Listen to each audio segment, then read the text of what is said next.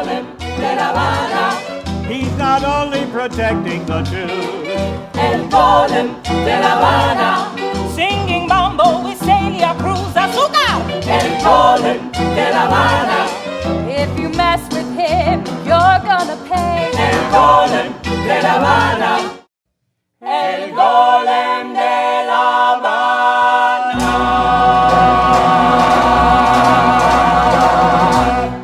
Today is a very special program because I'm going to be in conversation. I'm going to have a short dialogue with Michel Hausmann, a very distinguished, capable writer and director.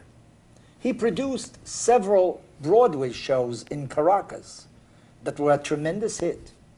At least this is what the press said, and I personally am witness to it because I saw them as well. So, Michel, how do you do?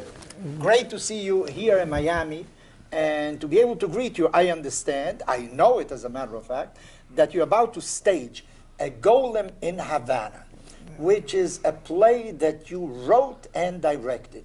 It has already been shown in several places, and I know one person at least who saw it and told me it was excellent.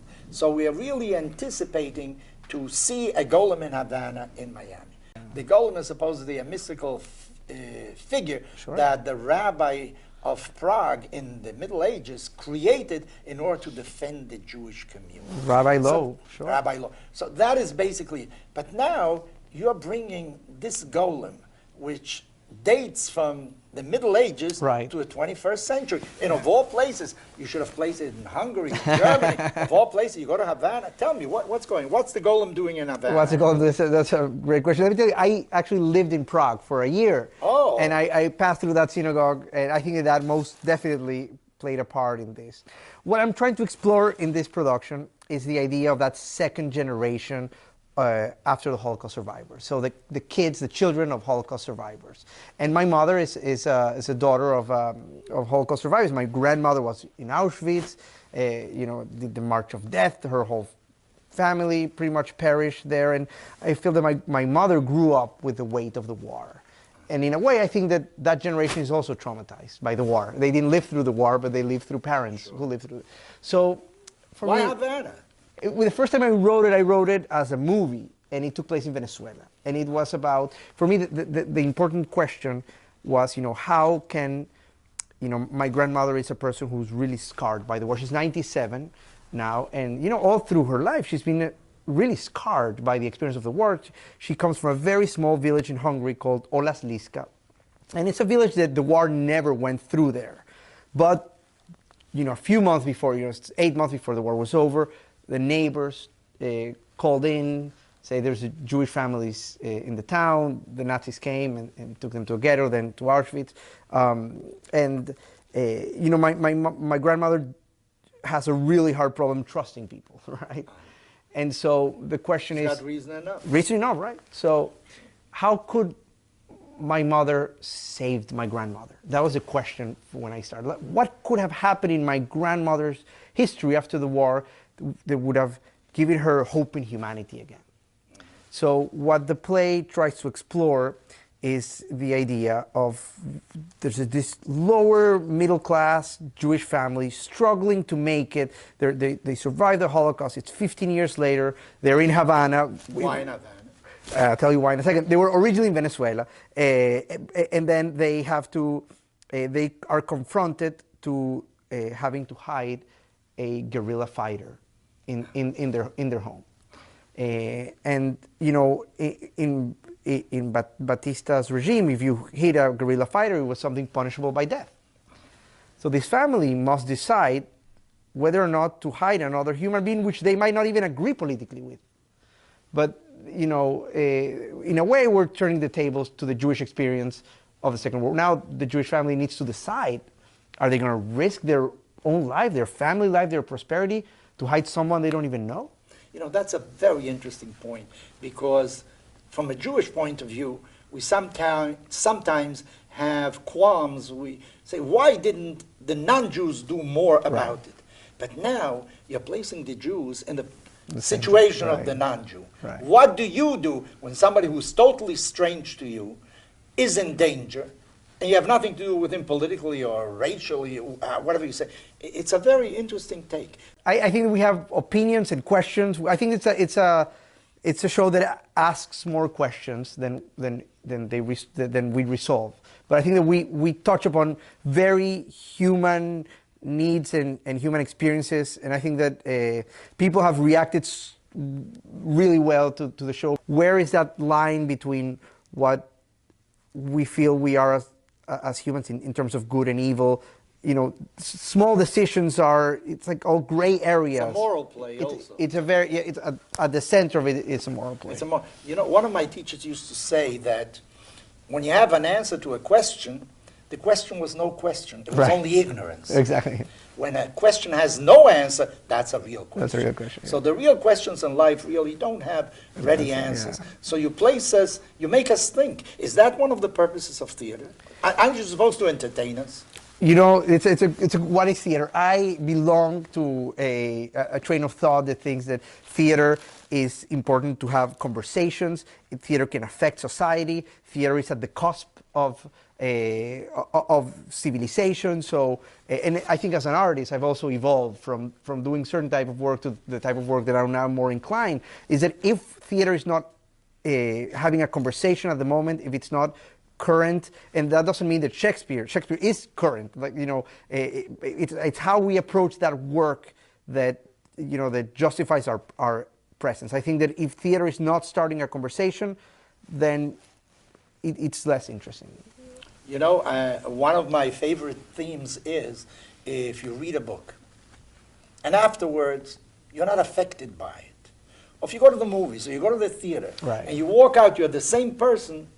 Maybe you wasted your time, you were entertained. But if it affects you in some way, it makes even a small change in your outlook in life or how you evaluate things, then that was a worthwhile piece. So do you think I'll come out different from after seeing the Golem in Havana? Will I come out different from the experience? You know, I think theater is about ritual. I think that, for example, I remember growing up since I was a little boy up until I... Where did you grow up? I grew up in a little town called Caracas, Venezuela. Caracas, Venezuela? Yes. Do we know each other then from way before? I think we did. And let me tell you something. I grew up going, you know, I'm a high holiday Jew, but I went, since I was born all the way until I left, every Rosh Hashanah, Yom Kippur, and I went to a synagogue called the Unión Israelita de Caracas. Oh, I know that. Yes. And I remember, I think the highlight of that experience was the rabbi's speech. Do you know that, Rabbi? It's a very talented man, yes. But and here's what I think that those ritualistic moment changes you. You know, when you have 1,000 people together congregating next to, you know, with the lights on, and we understand that we are all here for one purpose, and we you know, and we all pray together, and we sit down, and the rabbi tells us. I think that is something that changes people's minds, changes people, because we all have a shared experience. I think theater is very similar. I think we touch upon, we are... I want to say that synagogue and theater is very similar. Honestly, I believe that... You're going to treading upon, you know... I think think about it. We've been doing theater for 3,000 years or so. So, you know, we, of course, like religion, and we started as... theater started as a pagan religion, you know, Dionysius, the Greek. It was a festival for Dionysius. So, you know, we share some DNA. I think that 3,000 years, or obviously Judaism as long, you know, we've obviously, you know, grown different paths. But I think we share this idea of ritual, this idea of storytelling. You know, we tell what we go week by week, and we hear a portion of the Torah. We tell stories. And I think the theater, we tell stories as well. I think that there is a lot of common ground. And I think that, you know, good theater, I don't think that theater changes lives or art changes life. I think that good art or good theater changes life. Okay. I think that... You know, in Jewish tradition, you can pray as an individual. You can pray by yourself. Because our idea is that you stand before God. God is everywhere. So I can have a dialogue with God right here without anybody else present. That's right. Yet, when I go to the synagogue and you feel the warmth, you feel the presence of other people, even though you're supposed to be speaking to God by yourself, it's a different experience also. You know, you go to a movie or you go to a theater and there's nobody around, you see the play, you see the movie, it's very good. But it's not the same experience, as yeah. when the movie house is full and you feel the reaction of other people as well. And I think that in the movies, many a time they can incorporate you into the movie. You feel the movie, but it's not the same. Not the same, yeah. Not the same as theater, not the same as live theater, altogether different experience. Now, one wonders, you know, I don't want to reveal how old you are because I was at your bar mitzvah. You were, yeah, that's I was right. at your wedding also. Yeah. I know you're a young man, yet how do you get so much maturity, so much experience in such few years? I mean, you have done a lot. You have staged tremendous pieces in Venezuela. You wrote a play. You're very active. I understand that you're going into some kind of partnership society with Moises Kaufman, who's a very well-known figure in Broadway. He's coming here. Is that Yes, he's been my mentor. He's a great human being. He's a theatrical genius, and I think that he and I both share an excitement for a city like Miami that has the possibility of turning into a theatrical capital now. There's very few and scarce, theater companies working, but it feels not like the moment in time and the new communities that are transforming the city is fertile ground for what we want to do. You know, I meant to ask you this. You know, Miami, and I don't want to hurt anybody's feelings. Right. You know? In a joke, you say nobody was born in Miami. Everybody came here from someplace. There's snowbirds and all sorts of people that are in Miami. So it's not really a city with great tradition. They say, for instance, that the Cuban immigration to Miami really changed the place. So Castro, in a sense, is very responsible. So the Golem in Havana is very good because now we're bringing it to Miami because Castro is responsible also for the development of Miami. Yet one wonders, is Miami ready, where you have such an older population on one hand, transient population, you have apartments that don't have permanent residents, they come once in a while. Are they ready for serious theater? Or maybe you are going to transform Miami, one of the factors in transforming it. I think you said earlier in this conversation that if a question has an easy answer, it's not a good question. So I think that's the question that we are going to explore. I do believe that Miami, it's not, you go to Paris, and Paris is a city with a past. It's a city with a history, right? Prague is a city, they say if you throw a stone in Prague, you're throwing history. Right. Miami doesn't have that, but Miami has future.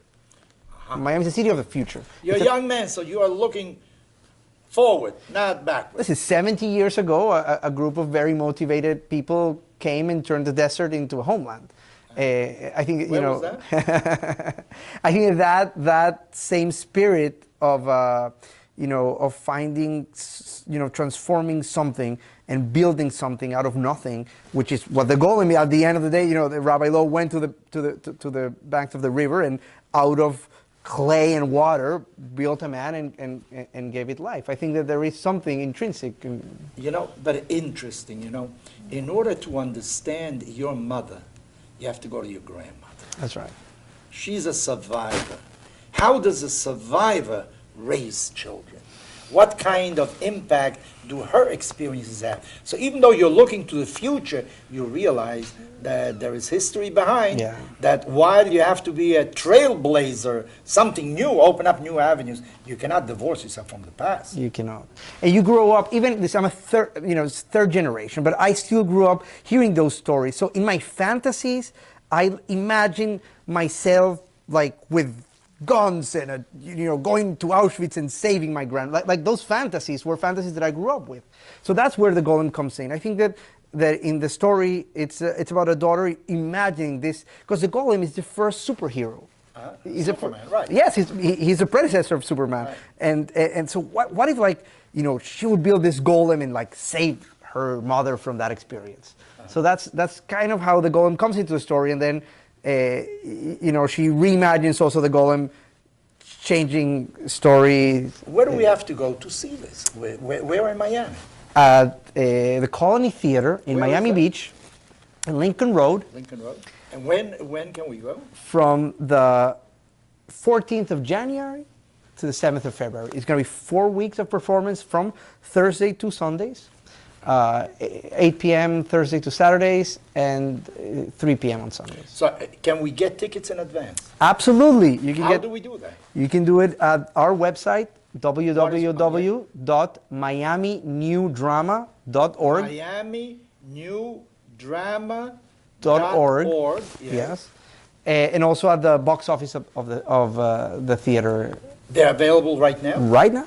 What is the schedule? When is the box office open? The box office opens from 12 noon until 5 p.m.